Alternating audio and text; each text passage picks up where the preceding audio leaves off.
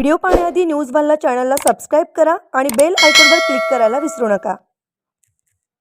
Cyber महाविद्यालयाचे संस्थापक अध्यक्ष कैलासवासी एडी शिंदे यांचा 14वा पुण्यस्मरण दिन आहे।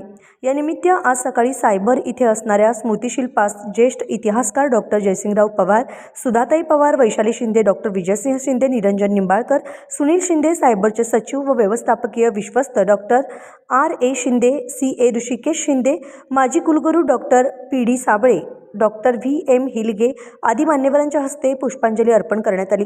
या कार्यक्रमानंतर आनंद ग्रंथोत्सवाचा शुभारंभ मान्यवरांच्या हस्ते करण्यात आला। यामध्ये सुमारे 25हून अधिक राष्ट्रीय व आंतरराष्ट्रीय प्रकाशकांनी आपली विविध विषयांवरील पुस्तके सवलतीच्या दरात विक्रीसाठी ठेवली आहेत।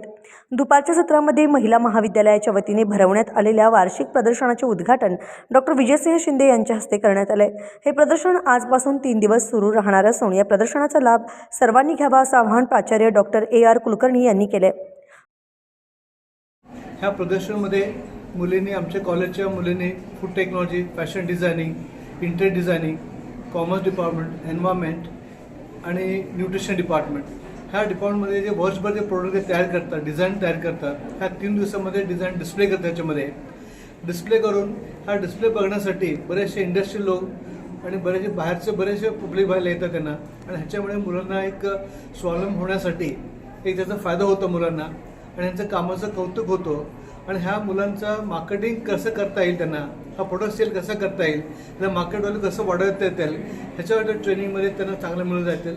हा वर्कभर मी शिकवतो आणि हे प्रत्यक्षात ह्या मुलं याच्यामध्ये काम करतात। त्याच्यामध्ये हे मुलींसाठी एक पर्सनल करिअर डेव्हलपमेंटसाठी किंवा सेल्फ एम्प्लॉयमेंटसाठी हे खूप चांगला संधी आहे मुलींसाठी। फूड टेक्नॉलॉजी विभागातील विद्यार्थ्यांनी अनेक नाविन्यपूर्ण पौष्टिक पदार्थांची मांडणी शास्त्रोक्त पद्धतीने केली आहे। अनेक प्रकारची पेय, हेल्दी स्ट्रीट फूड, परंपरा जोपासणारे ट्रेडिशनल फूड्स प्रदर्शनात ठेवण्यात आलेले आहेत। शेवटच्या वर्षातील BSc फूड टेक्नॉलॉजी व MSc फूड सायन्स अँड न्यूट्रिशनच्या विद्यार्थ्यांनीही त्यांच्या रिसर्च प्रोजेक्टची मांडणी केलेली आहे। फॅशन डिझायनिंग या विभागातील प्रथम वर्षातील विद्यार्थिनींनी त्यांचे शैक्षणिक काम, तसेच द्वितीय वर्षातील विद्यार्थिनींनी फेरी 11 या चित्रांमध्ये गाऊन, वेडिंग गाऊन, डेनिम पंचवर्क, शॉलचा वापर करून गारमेंट्स तयार केलेले आहेत। तसेच तिसऱ्या वर्षातील विद्यार्थिनींनी रिसायकल गारमेंट्स तयार केले आहेत। मला नवनवीन काहीतरी शिकायला मिळतं। डिझाईन्स, परत एम्ब्रॉयडरीज, परत डिझायनिंग कसं करायचं, हे सगळं आम्हाला इथं शिकवलं जातं आणि खूप छान प्रकारे सगळे शिक्षक शिक्षिका शिकवतात।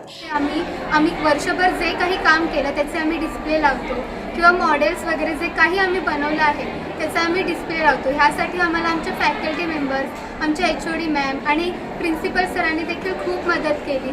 आमचं आज ॲन्युअल एक्झिबिशन आहे, तर आम्ही हा विषय निवडला आहे की कोल्हापूर जिल्ह्यातील कुठून आपल्याला इन्कम जनरेशन जास्त होतं असल्या ठिकाणांचे आम्ही मॉडेल्स करण्याचा प्रयत्न केला आहे।